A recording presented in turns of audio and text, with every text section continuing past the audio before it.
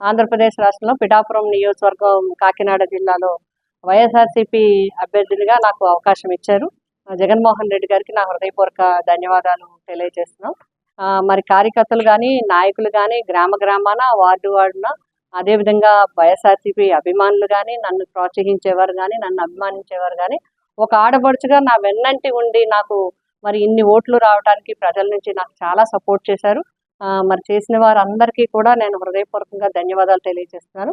అదేవిధంగా నాకు ఓట్లు వేసిన ప్రజలందరికీ కూడా హృదయపూర్వకంగా ధన్యవాదాలు. పిఠాపురం నియోజకవర్గ ప్రజలకి కూడా నా ధన్యవాదాలు తెలియజేస్తున్నాం. ప్రజా తీర్పుని మేమందరం కూడా గౌరవిస్తున్నాం. ఎందుకంటే ప్రజలు ఇచ్చిన తీర్పుని గౌరవించడం అనేది రాజకీయ పరంగా మా అందరి బాధ్యత. గెలిపోవటం అనేది రాజకీయాల్లో సహజం. ఒక్కొక్కసారి ఒక్కొక్క పార్టీ గెలుస్తుంటుంది. ప్రజలు ఎవరిని గెలిపించాలనుకుంటే అదే విజయం అవుతుంది.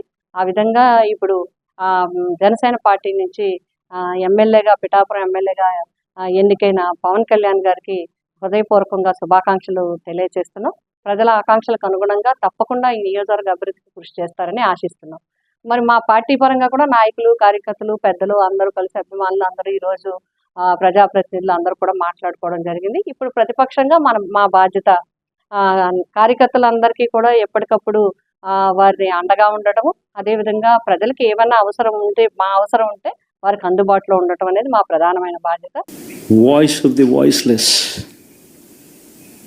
కింద ఈ పార్టీ తాను చేయాల్సిన పని తప్పకుండా చేస్తుంది. పేదవాడికి అండగా ఉండే కార్యక్రమంలో ఎప్పుడూ కూడా పేదవాడికి తోడుగా ఉంటూ గలం విప్పుతుంది, పేదవాడికి అండగా నిలుస్తుంది.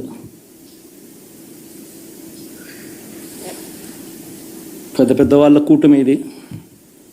ఢిల్లీలో సైతం శాసించే పరిస్థితుల్లో ఉన్న కూటమి ఇది.